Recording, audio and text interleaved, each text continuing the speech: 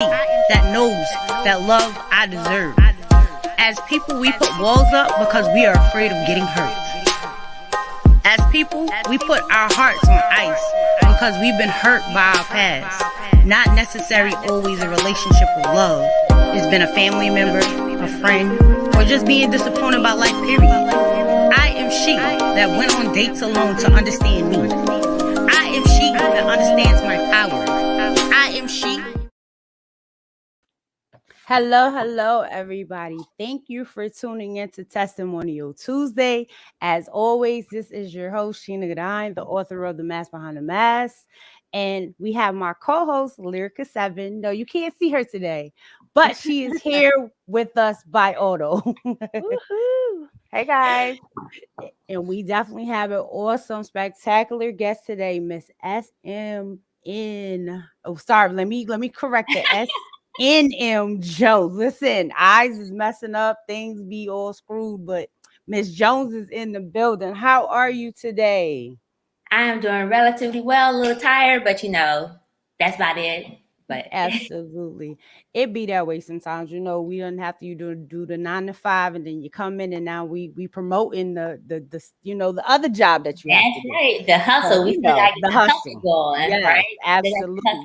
So right.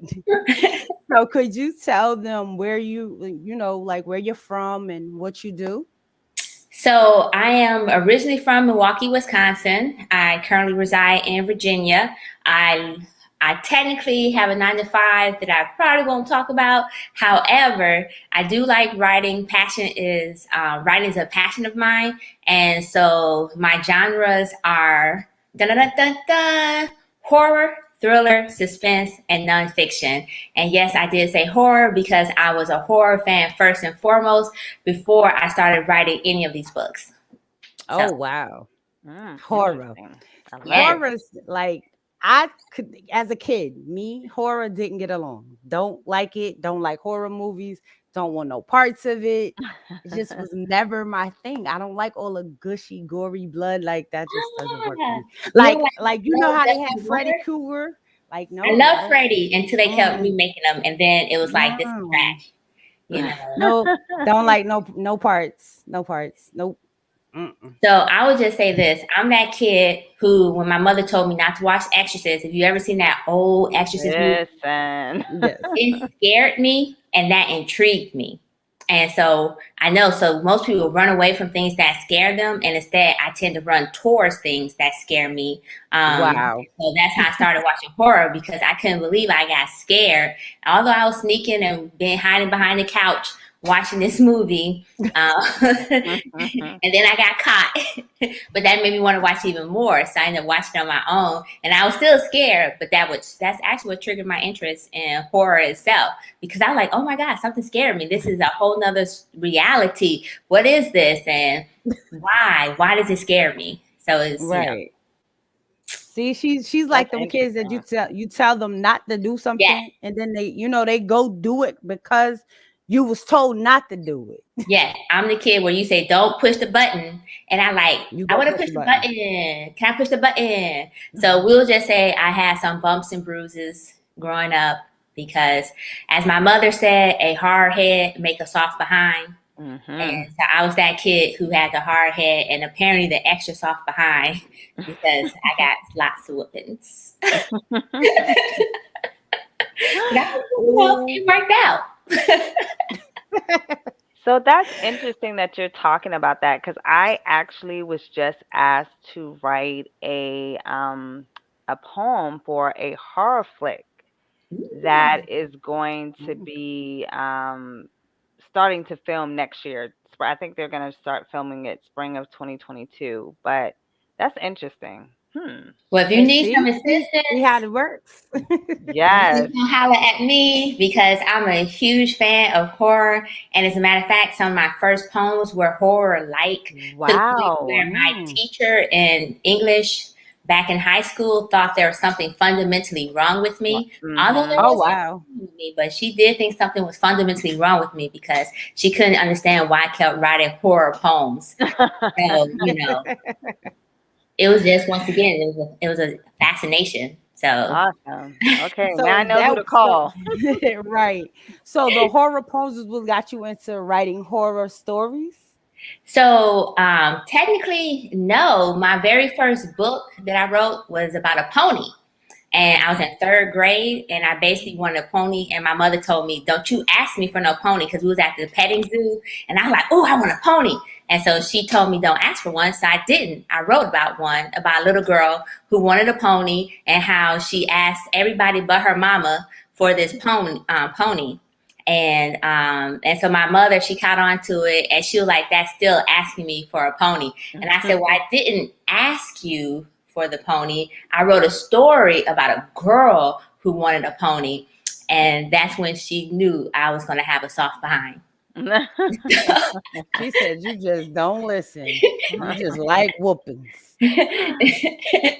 So that was actually my first interest. I found that writing was a way to express myself, and Mm. then as I got older, it just so happened that there are other. I used to write about racism. My very first public poem was actually about my gender and my race, and how I couldn't understand how being a black girl left me behind in so many different ways. Like, Wow. why was it so negative? And so my poems originally started off more about political racism and so forth when I was 13. And then as I got older, I was like, hey, that horror stuff is still in the back of my head. And so let me go ahead. And it was mostly for the teacher. I'll admit I didn't like this English teacher. So I wanted to do everything possible to creep her out. And so what was the best way to do something to creep somebody out? You write horror, because not everyone has that stamina for that. Right. And then later, I branched out into nonfiction because, once again, I saw a need for it rise in our community, to start the conversation pertaining once again to Black women. So now I'm no longer a Black girl, but now I'm a Black woman, and I'm still seeing the same type of issues, hostility, and Yeah. neglect towards the Black woman that I saw as a Black girl. So. Yes. Absolutely. Yes. Wow. You definitely need to have that conversation because, like you said, it's not talked about often. It's one of those taboo conversations, I guess you call it. Yes. And you know why? I'm going to go ahead and put it on record. Go Why? ahead.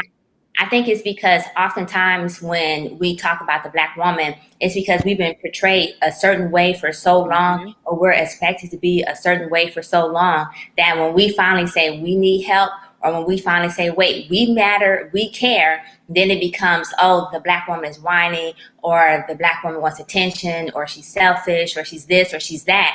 But in reality, it's because we're living a narrative that has been programmed and put on us. And it all goes back from, and the sad part is, it ranges from the angry Black woman, bitter Black woman, that independent, strong Black woman. And while I pride myself on being an independent, strong Black woman myself, I realized that we were doing it to our detriment, right? Where we were taking on everybody's issues but our own, and Right. ultimately affecting our own health, our own care, because our health is our wealth, regardless if we don't have access to certain things. Our health is our wealth.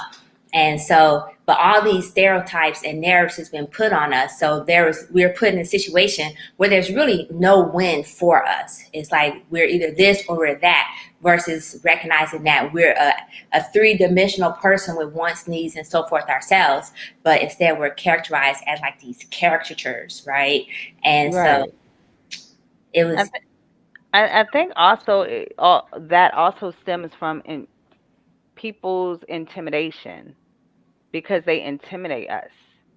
Like, you know what I'm saying? Like they're intimidated by us is what I'm trying to say. Yeah. And so a lot of what you're talking about I can relate to in so many different aspects. I wrote a piece called Color Me Black for that very reason, talking about my issues with racism growing up in the South, and different things like that. And I think I've seen a lot of that in different settings that you're talking about. And I think a lot of that does come from we are very powerful. We've been through a lot. Anytime you've been through struggles, it's the strength, and other people see that within us and they're intimidated by it. So they want to keep us in a certain box, a certain little cube, and that way they feel safe.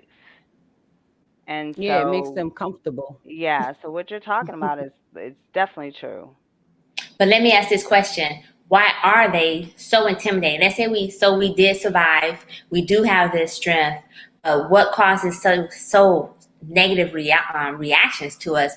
Especially since, if you notice, we're often the most emulated and imitated group of women there is.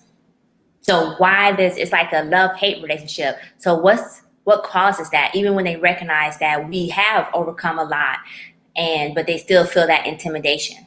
Insecurity. Insecurity.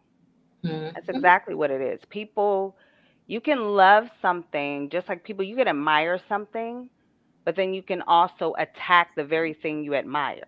So Mm-hmm. people often take what they admire, and if it's not kept, in a positive perspective, they can become envious, they can become jealous.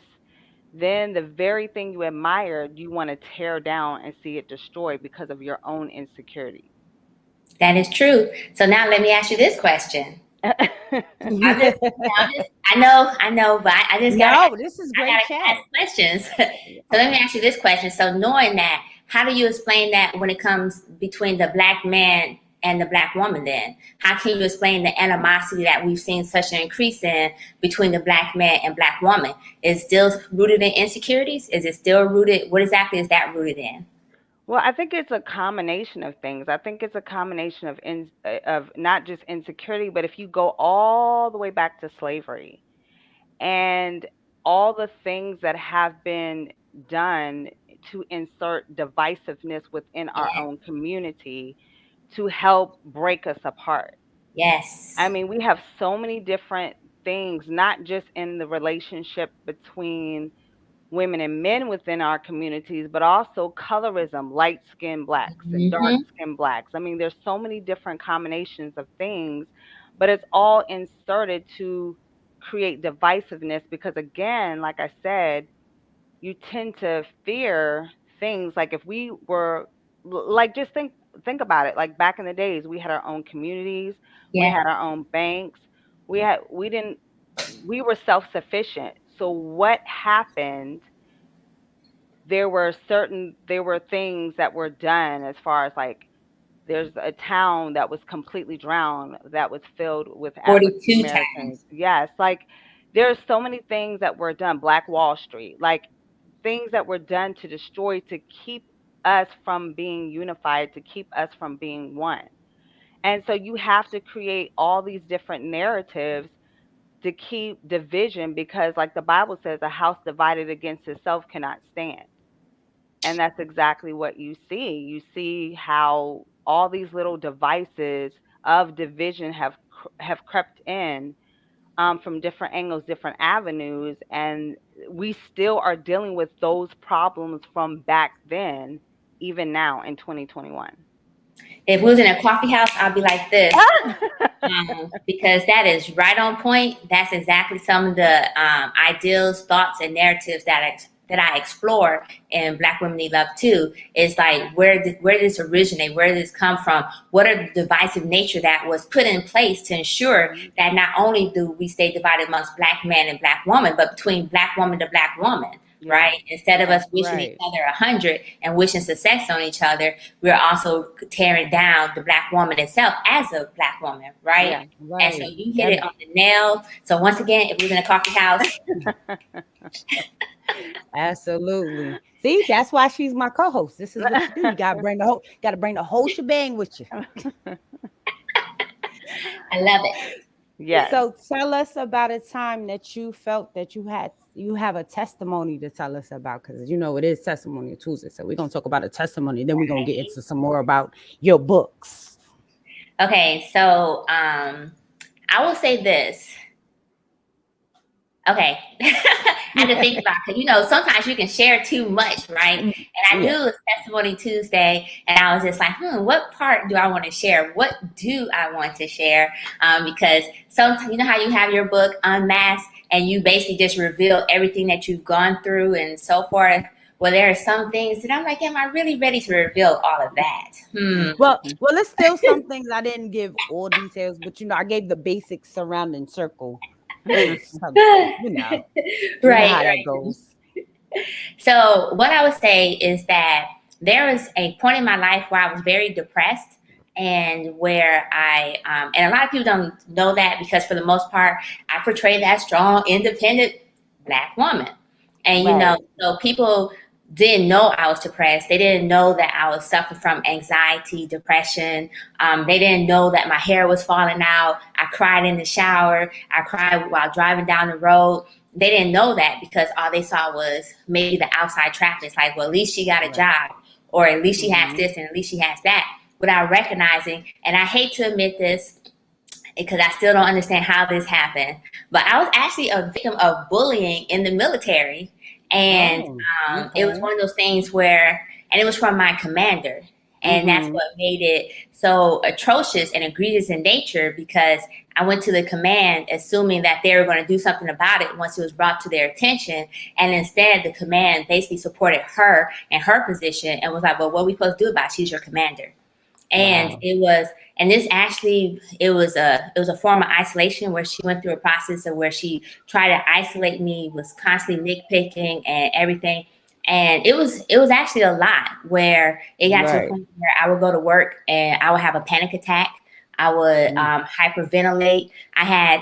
It was to the point where I got prescribed medication, because it was like literally no one, like, she effectively isolated me. And being who I am, it took me a while to recognize that this was bullying. And more importantly, it took me a while to recognize that I was suffering from depression, and that I had anxiety just from this situation.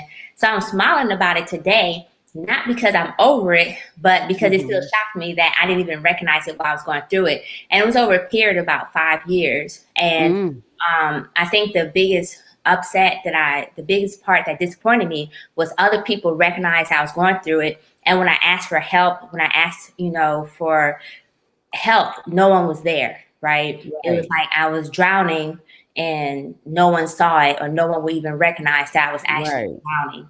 And it took my husband, who initially, I will admit, he initially was not as helpful as he could have been, because he's not used to seeing me cry like that, or see like I'll have major mood swings and so forth.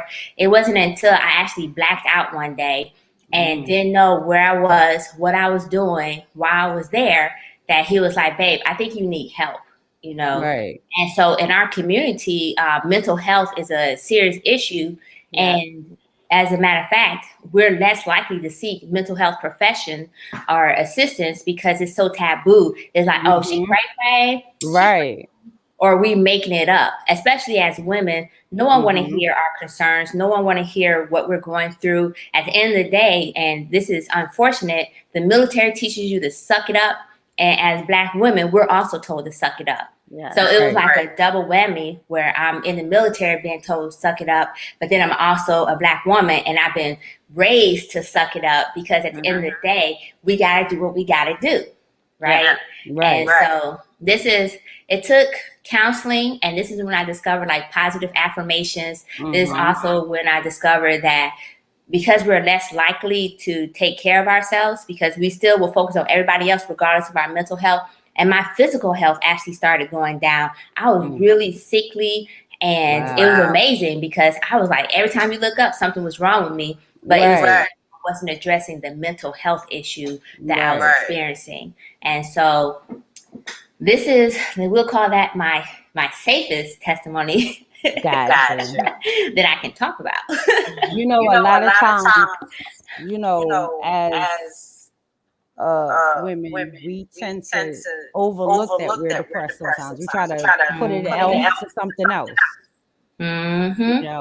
We always be like, oh, it's other things, when reality, that, with the unmasking, I talk about it, that comes with the mental health too, because, the self-care, the fact of just being able to understand that you need help. Because, I talk about it in my book too, whereas, it's okay to say you're not okay. And a lot of times we don't feel comfortable telling people we're not okay, because we don't want to be judged. Like you said, we don't want to be called cray-cray, or we don't want to be called all these different things, or be judged because we are having mental issues at that moment. We have things.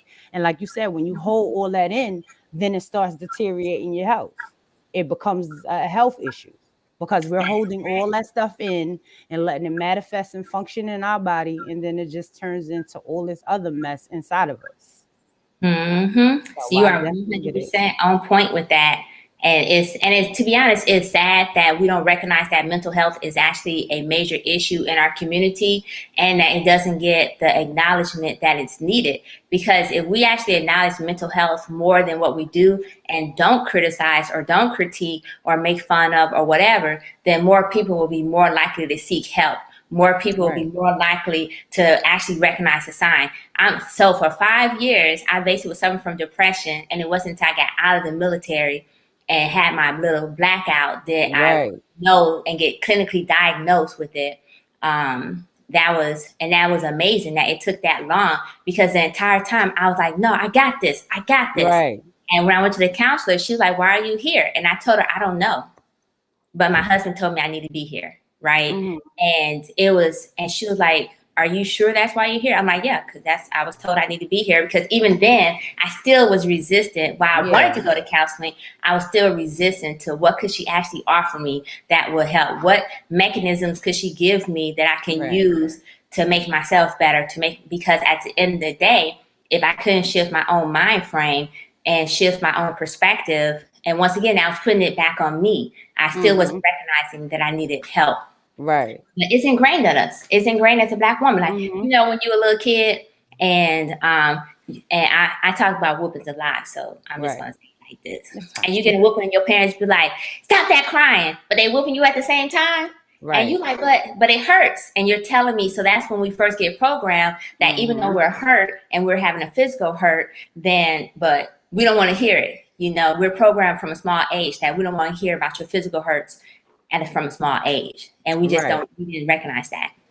And Yeah. I think, like, just going back to what you're saying culturally, I mean, if you look at the history of, we as Black women have a double whammy. But if you look at the culture of women and all that women have had to endure over the history of time, and then you culminate that with us being Black women and what we've had to endure over, you know, the timeline here. I mean, again, going back to what we were talking about earlier, you can understand people now are trying to change things, but if I look at the stuff my mom went through and then her mom went through, and I happen to be blessed to know my great grandmother and my great grandmother went through, there was no mental health for Black people. There was no care for Black people. Like, it's not that long ago. Like, my Right. parents lived in an era of Jim Crow. It's not that long ago. So we are definitely, there are people now. I know Taraji P. Henson is one major person who really is trying to bring light to mental health in our culture, but it's trying to change the perspective of not just how, quote unquote, we were brought up, but the history of what our people went through as Black women, and then just as women in general, regardless of your color. So we have like all these things that we're trying to fight through. So it's always been instilled in us. Number one, yes, tough it out, but also you're not important enough to have this kind of care, because that's what we were told. So it takes time and understanding, and I'm glad you're doing what you're doing as far as shedding light on these things, because this is the kind of conversation that helps change people's perspective. Like, these things are uncomfortable, but they're necessary to have so that we can begin to say, hey, that's not okay. It's not okay Right. to do that. It's not okay to, as women, just take on everything and just neglect yourself, which women do all the time as mothers, Yes. as, spouses, as just in general. Like, we do. And then again, with the whole stigma in our culture, I mean, it's a fight. It's fighting through all of that. That is 100% correct. The whole superwoman phenomenal, right? Mhm. We all about being that superwoman. We work, come home, cook, clean, service our man, take care of the kids. Yep. We all about that, and then didn't realize that it's actually killing us. Yes. Right. And we don't even know that. We didn't recognize it. We didn't realize it. And now that we know it, now we're ashamed because we recognize that, hey, this is killing us. Like, a lot of people don't even realize the number one killer for Black women is heart disease. Yeah. Yes. Heart disease. Yeah, because we putting all that stress on ourselves. So being that we're stressing ourselves with all the multiple choices, chores and things that we're doing and putting on our plates and putting on our backs and everything that we're carrying, it's stressing us out. So then it leads us into heart problems. And many of us don't even recognize the signs of it, because it's not the same signs that they promote when you see those commercials about heart attacks and so forth. And like, oh, you experience a sharp pain. Well, we don't experience sharp pains. We have dull ache. We have acid influx that we actually is in the process of having a heart attack, but we thought it was acid influx because we have an acid influx.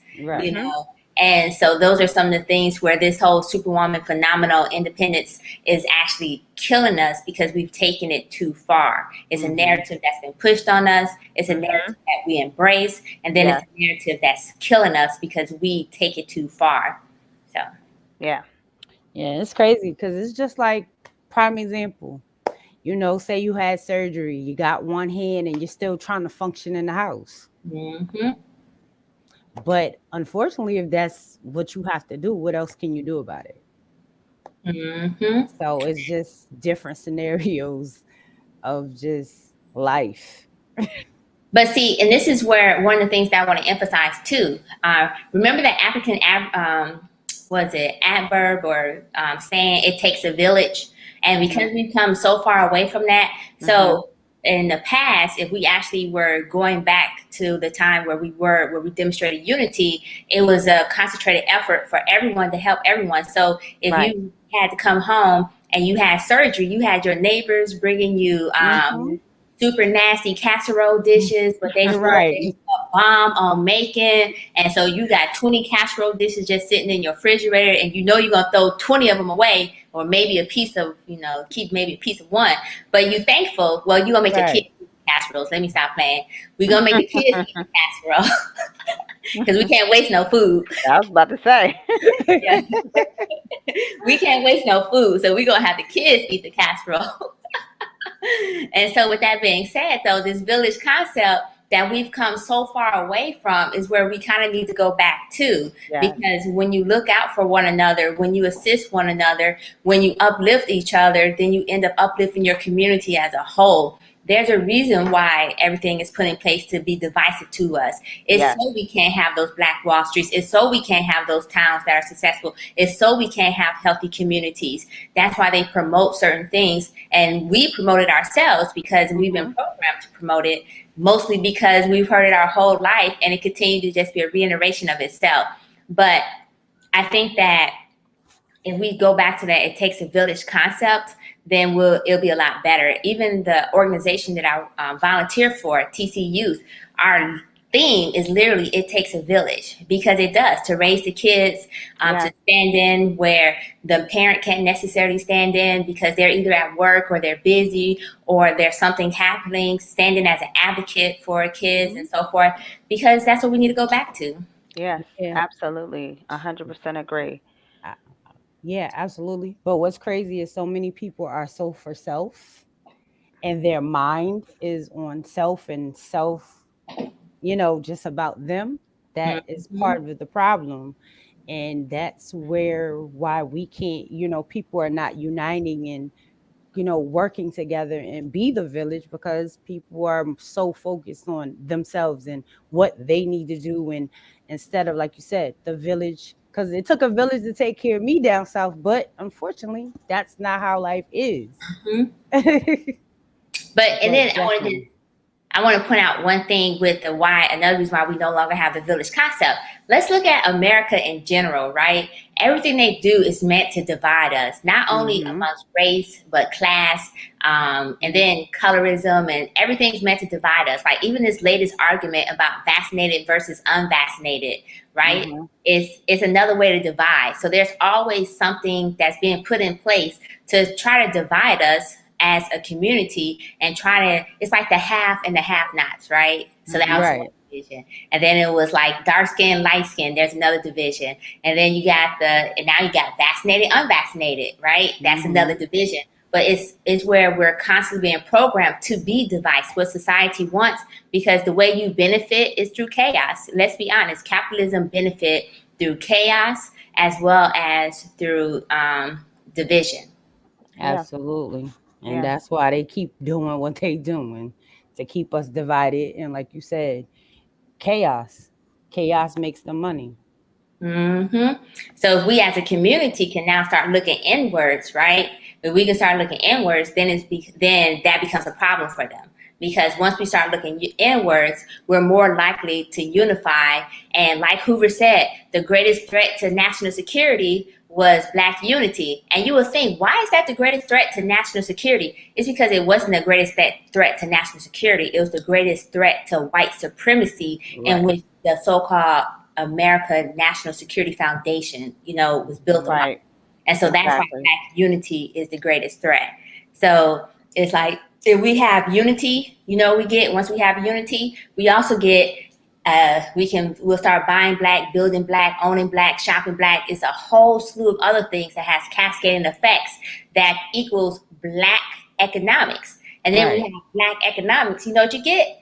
Black political power, real political power. Just like this anti-Asian hate bill was passed in 30 days.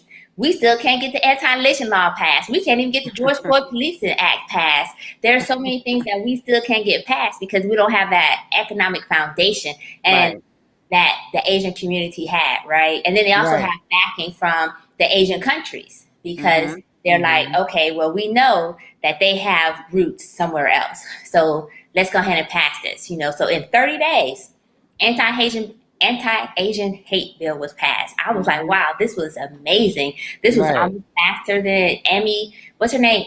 Judge Amy, Corey Barrett, aka the Handmaid's Wife. Right. Faster than her nomination process almost. And so it was just like, wow, this is amazing. Can you imagine if we actually had that economic power? People think that, yes, we should march. Yes, we should do certain things. But without the economic foundation to back it up, then we're whistling Dixie. We're whistling the wind. That's why 2 years later, we still don't have George Floyd. 5 years later, we don't have anti-lynching. And we get symbolic victories like Juneteenth being made a national holiday. Now, don't get me wrong. There was a lot of people who argued and fought for that. I forgot her name, but she fought for 20 years or so to get it as a national holiday, right? And so I respect her efforts. But you notice when we got it when we were asking for George Floyd Act, for John Lewis Voters' Right Act, when every other state is repealing voter rights laws and so forth. Right. And then we got this symbolic victory, right? And so, but once again, it's because symbolism is easy to give. It's a warm and fuzzy. And yes, I'll take that warm and fuzzy. Thank you for the holiday. But at the same time, let's recognize that they're taking out history. MLK, who was a pacifist. Now they already took off Malcolm X, so now they're taking out MLK Jr. as well as just simple stuff that talked about the progression, the civil rights movement, anything that they thought was at the same time we get in this holiday. So it's like, hey, we got this over here, but meanwhile, sleight of hand, we're pulling this. So just imagine. Speak the truth. It's the truth. Absolutely. Yeah. Absolutely. So what's next for you? Because, how many books you have out now first? So I have 3 books. And of course, I'm a visual person, so I got my books with me. My latest. All right. So my latest, let me pull out. I have bookmarks in my book. I'm going to pull them out. It's Black Women Need Love Too. Right. And this is basically a historical perspective of the Black woman relationship with herself and others, and how we've taken stereotypes and hindered, how we've embraced and hinder ourselves through the stereotypes. And some of those stereotypes, not even just the Black woman, but some of the stereotypes that we've hindered pertaining to the Black man, that we've internalized, like all Black men are lazy or Black men are dogs. Because I grew up hearing that, I did too. Right? So I'm looking at my husband like, oh, he gonna cheat one day. And I'm waiting for him to cheat, right? I just know he's gonna do it. And I'm just watching, going through his wallet. No, I'm just kidding. I wasn't going through his wallet, but I was watching for a minute. And then I realized that's time consuming. Why am I watching this? It's too much time. I don't got time for that. I got other stuff going on. And so, but it was because in the back of my head, I grew up with that mentality that all men cheat or men are dogs. They're player. You know, we hear it on radios, we hear it in movies, we see it, and so we grew up that. So we talk about some of those stereotypes that we internalize, and what we do is turn to our sons, and we may be looking at our son, and we may be subconsciously treating him that way, even though he hasn't done anything. Or with our daughters, even with the independent woman, because I know my mother raised me to be independent. I'm sure your parents raised you to be independent as well. So we're already looking at our child and we're telling our daughters, like, look, you need to be independent. You can't rely on no man, right? You need to rely on just yourself. Let me stop exaggerating just a little bit. But, you know, that's the gist of it, right? Versus that healthy relationship that we could try to talk about, right? Like sharing stories or just building that healthy relationship that they should have with the opposite sex, be it male or female, as far as the opposite sex and so forth. So that's one. The next one, my very first book this is the one that's full of blood, guts, and gore. So you would not like this one. What is it called? Whispers in the Dark. Whispers in the Dark. Nice. You see that abandoned shoe in the forest? Let me go ahead and get you up close. Yeah, I see it. So you would not like that one. So that's a little bit of blood, guts, gore, horror, but it's actually a psychological thriller / suspense. The next one is the continuation because it's a series, which is Whispers in the Dark. See that eye? Yep. Why am I having problems with this camera? I can see it. But anyways, and it's called Descent into Madness, right? Wow. This one has less blood, guts, and gore. I'll be honest, because my test audience and some of my readers from the first one was like, "Oh my God, it was so graphic," and so I love it.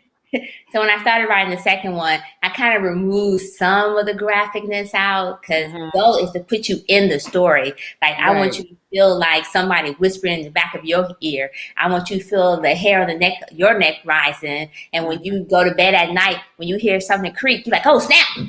You know, that's how I like immersive experience. Even with Black Women Need Love Too, even though it's a nonfiction, I talk to you just like we're talking now because I wanted to start the conversation. So everything I do and everything I write is to fully immerse you into the story or what's being told. Love it. I love it. Love it. Absolutely. Right? Graphic Flo imagery. said she loved the graphic. Yeah, she said she loved it. Flo. Well, look, there you go. It's free on Kindle Unlimited right now. So if you're into the series, check it out on Kindle Unlimited.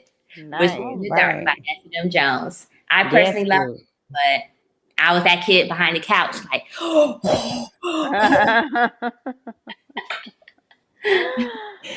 So what's next? We did 3 books now. So what's coming up for you now?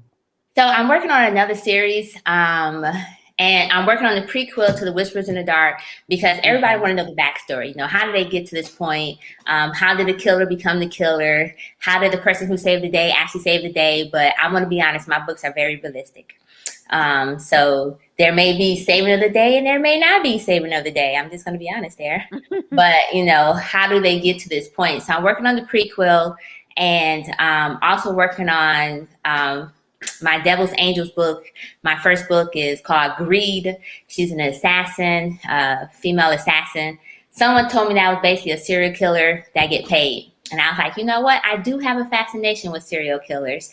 So maybe that's what that is, right? And why I personally would never hurt people like that because I personally don't like violence.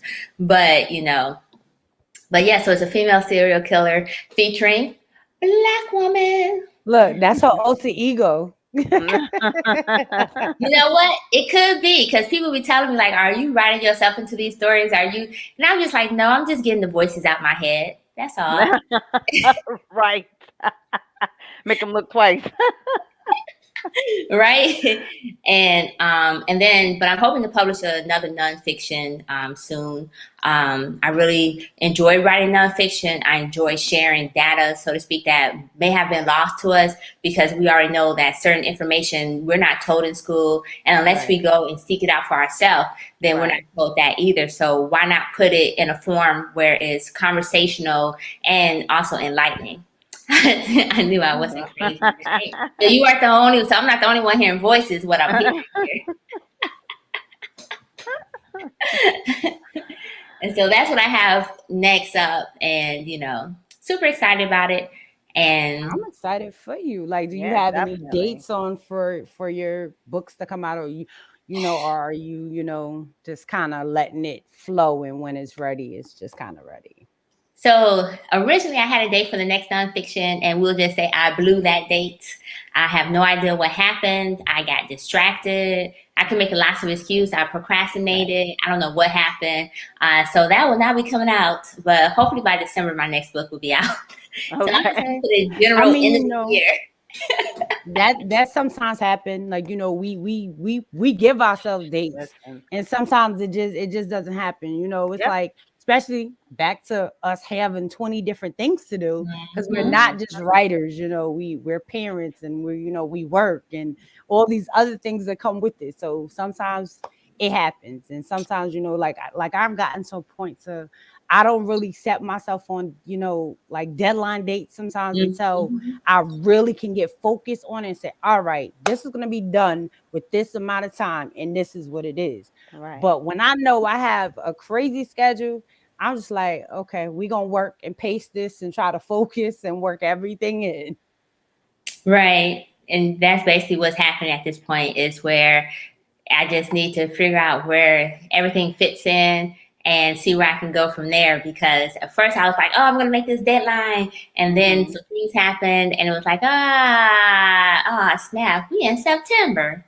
Oh, where did Yeah. August go? Mhm. Yeah. And And so it just flies by. You be like, oh, wow, wait, what happened? Yep. So exactly. absolutely. Definitely understand that. Now, are you planning on doing any poetry? Because I know you said you write poetry. So, like, is there any poetries in the near future, or we just all nonfiction and fiction? So I do write poetry, and I actually wrote a poem for Black Women Need Love too. As with all things I do, I tend to be controversial. Mm-hmm. You It just is what right. It is what it is. it is what it is. I can't help myself Right. apparently. And so I do write poems, and Mm-hmm. I was thinking about doing a collection, but that get added to the list of other things that I was thinking about. Right. Right. But I would Because actually love to read the poem in Black Women Need Love too, if some I'm able. of them, yes, you Yeah. sure may. Yay, I'm super. Okay. So, and the reason why it's controversial, you'll see when you hear it. So the poem is called Beast. Who are you to tell me that I cannot succeed, cannot be more than what you ordained for me? Black planet, black continent, black like me. A beast is what they call me, and a beast is what I'll be. Stumping ferociously toward a goal set forth by me, for me and my family. Over time, I realized that certain things were not meant for me. They rang false with the promise of future greatness, but offered nothing but flagellation, loathing, and self-hatred. Questions began to rise as the time draws near. Black people wake up. Religion got you stuck. Master says turn the other cheek while they rape and pillage. You stay asleep. Never wise, but put on your Sunday best. Clothe yourself in the King James interpretation of the Hebrews translation. Sing, praise, and shout. Make your joyful noise unto the Lord. Oops, I meant to say Christ. For we all know He is the only way out. At least that's what they told your ancestors, those old niggas that passed the same beliefs on to you. Wholeheartedly you accept it as the Bible proved it to be true. The weak did inherit the earth, the meek and the mild, those that shucked and jived to stay alive, gladly accepting the master's hand, the master's whip, the master's belief to keep you like sheep. Lambs to the slaughter, line right on up, afraid of who you really are. Not just kings and queens, but gods and goddesses in control of your own destiny. Be that beast that breaks free, that runs true. Bring out the beast in you to shake off the graves of ingrained hatred, of incidental compliance to beliefs of an inferior race, of the misogynist portrayal of the black woman, of the feminization of the black man, of the neglect of the black child, and the disbandment of the black family. Be that beast that protects his cub, that protects his mate, that protects his home. Better yet, be that king or queen that you are always meant to be, that god and goddess that walks in you, through you. Be that. All Wow. right. Wow. Just So know, Wow. if I call you and I tell you I need you to do that poem, just be ready. All right. Yeah. I appreciate it. I I will say the reason why some people brought it to my attention that it was controversial was that religion piece. But I just want to point out that there's a difference between religion and spirituality. There you There's Right. a go. difference between practicing the spirituality, like using the Bible as a guidance, as a guide, as it was meant to be, versus some other aspects of it, right? Right. And so it was not necessarily a hit on, because people were like, oh, this was anti-Christian. And I'm like, no, it's not anti-Christian. I'm saying be more aware, wake up, and Right. recognize what's going on. Because let's look, they keep waving the Bible and say, this is what you need to be, this is what you need to do, this is how you need to act. But at the same time, they neglect to do so themselves. So we Right. can incorporate some of the lessons from the Bible. We can incorporate certain things that we learn, but let's focus on what we need to do to get to where we need to be. And not only that, but just the misinterpretation. Yes. Like you pointed out, when you're translating from language to language, the misinterpretation, when you don't take something in its context, you will misconstrue what it's actually saying, what it's actually meaning. Mhm. So, yeah, understood. Mhm. Absolutely. I love it. Controversy or not, however people feel, I love it. Right? Thank you. I appreciate it. Listen, that's all that matters. I love it. We on my show. All right. That's my happy dance for you. Oh. Lyrica, do you have any questions for Miss Jones? No, I mean, I really just enjoyed like just hearing you talk, and a lot of the things that you talk about, I definitely, I mean, it hits right on the nail, right on the target with a lot of issues and a lot of things that, like you said, are taboo and people don't really want to talk about, or people don't really, denial is always easier than facing and dealing with truth. But the truth is the only thing that will actually set us free, walking in that truth. And so I just appreciate everything that you're doing to bring light to a lot of subjects, especially the mental health piece, which is so critical and crucial in for people as a whole, but especially for our culture, which has been denied for so long the right to having mental health. So I just appreciate and thank you for your time and everything that you're doing. Yeah, Thank you. amen, amen. We do appreciate Miss Jones and all the things you are doing. Can you let the viewers know how to find you, how to connect with you, how to, reach out to you if they need be any horror, any books they may want to get, how to contact you to, just get that horror vibe. So you can visit my website, www.snmjonesbooks.com. You can also find me on Amazon. I'm also available in your local retailers, mostly online, but if you request in store, they'll get it for you as well. And you can follow me on Twitter at Snm Jones, on Instagram at Snm underscore Jones underscore rights, and then on Facebook at Snm Jones.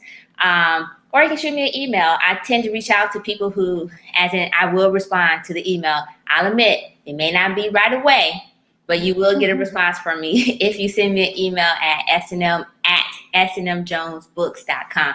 So that's snm@snmjonesbooks.com. If you have questions or comments, I'll be more than happy to address them. So I'd like to thank you guys for having me on the show, or thank you ladies for having me on the show. Listen, It was absolutely. It's a excellent. blessing. Now, can you leave the viewers with one positive thing for them to just take with them?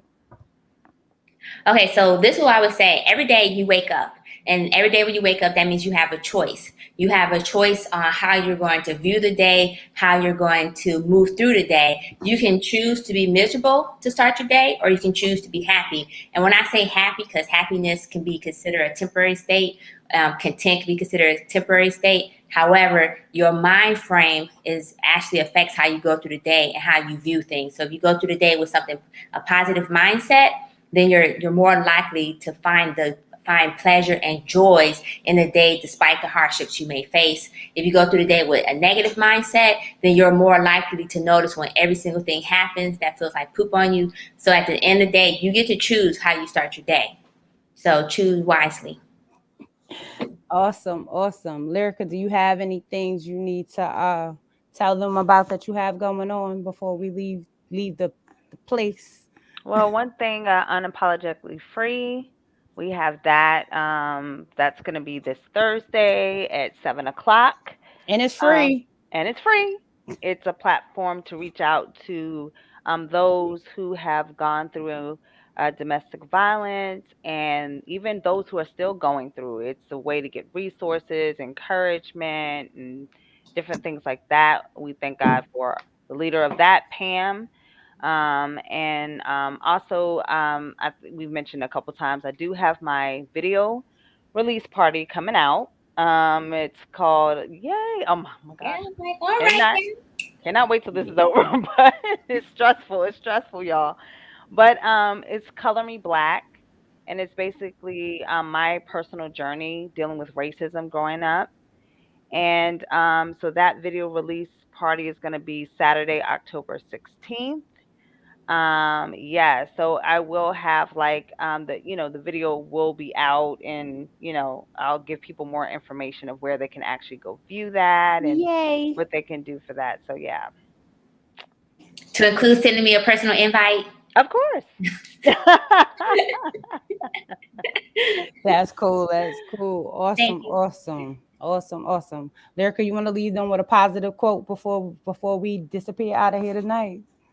Sure. So, positive thing that I would like to say is that no matter how hard it gets, no matter how much you feel like giving up, no matter how much you fall and you stumble, don't quit, don't stop, and keep getting up. Because eventually, whatever it is that you're aiming towards and you're shooting towards, you will eventually reach. But if you quit, you'll never know how far you could have gone. Yes. As always, those were awesome quotes. I hope y'all take those gems and use them wisely. We need those affirmations, because it's okay to say you're not okay today. We've talked about this.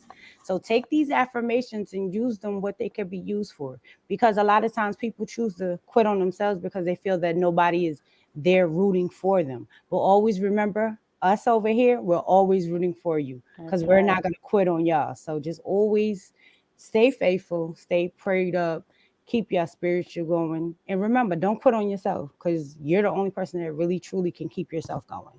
That's right. As always, I am your host, Sheena Gadine. We will be back next week with another awesome and amazing guest. And I have my virtual monologue coming out October 30th. It's 8 beautiful ladies that will be on a cast giving y'all 8 skits. I'm telling y'all, it's going to be impactful. It's only $10 for the ticket.